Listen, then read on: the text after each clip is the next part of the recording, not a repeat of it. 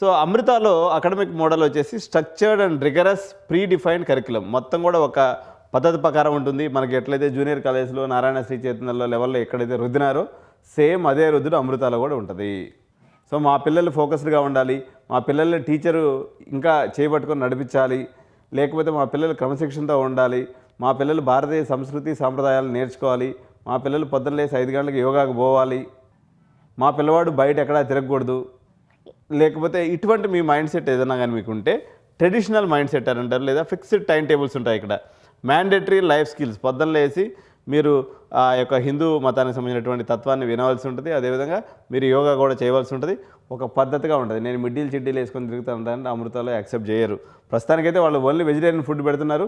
But ఈ సంవత్సరం నుంచి 2026 నుంచి మాత్రం ప్రోటీన్ యొక్క ప్రాసెస్ని ఇస్తే వాళ్ళు కొంత మరీ పాత పందాన్ని వదిలేసి చికెన్ అనేది మాత్రం ఇప్పుడు మీకు అమృతాలో దొరుకుతుంది.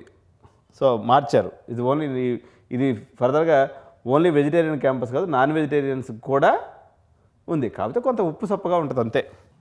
సో ఇక్కడ ఏంటంటే tougher maths and logic foundations for CSC మొత్తం కూడా నేర్పించడం జరుగుతుంది.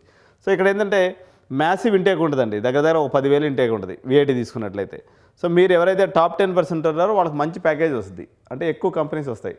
మీకు 25 లక్షల ప్యాకేజ్ కావాలి, నేను 10 మందిలో ఒకటిగా ఉండగలను, విఐటి నీ best choice.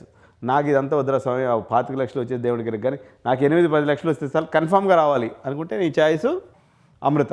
So personalised attention ఉంటుంది, టీచర్తో నీకు రేపా ఉంటుంది, ఫౌండేషన్ ఫండమెంటల్ లాజిక్ నేర్పిస్తారు, అందరికీ ఉద్యోగం వచ్చేటట్టు చేస్తారు. బట్ ప్యాకేజ్ వచ్చేసి 8-10 లక్షలు మాత్రమే ఉంటుంది.